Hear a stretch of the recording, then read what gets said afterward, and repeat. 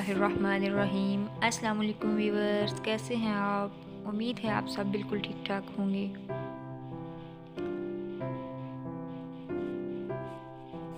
दूध का दूध, पानी का पानी एक मशहूर कहावत है और ऐसे मौके पर सुनी जाती है जब किसी का सच और झूठ खुलकर सामने आ जाए या किसी को इसके अच्छे और बुरे फाल का बदला मिल जाए।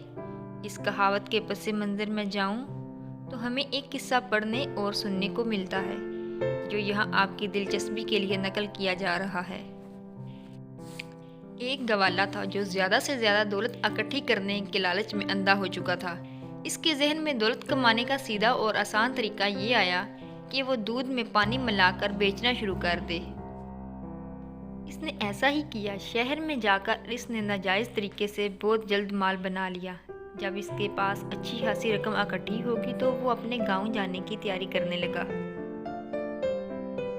ग्वाले ने एक रोज़ अपनी सारी रकम एक थैली में डाली और गांव की तरफ चल दिया। इन दिनों शदीद गर्मी पड़ रही थी, पसीना चोटी से एड़ी तक बह रहा था। ग्वाला भी गर्मी की वजह से नढाल था। इसके रास्ते में एक दरिया पड़ा तो इसने नहाने का इरादा किया और रुपयों की थैली एक दरख्त के नीचे रख कर दूसरे की नज़र में आने से छुपाने की गरज से इस पर कपड़े डाल दिए। इस तरफ से मुतमईन होने के बाद वो पानी में कूद पड़ा।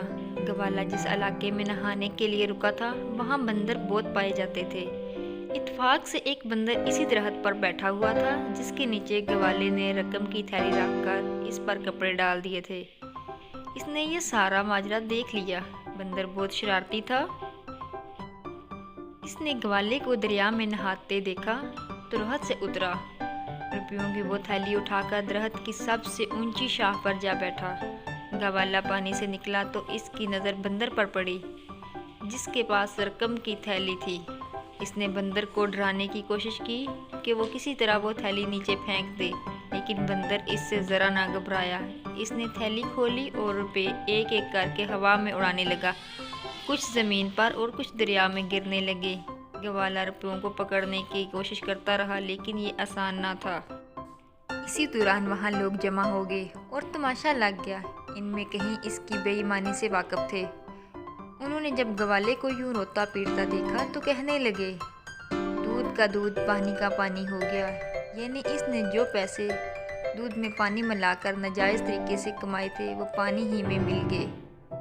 इसलिए हमें चाहिए कि हम मेहनत और लगन से काम करें और दूसरों को धोखा ना दें और हलाल की रोज़ी कमाएं।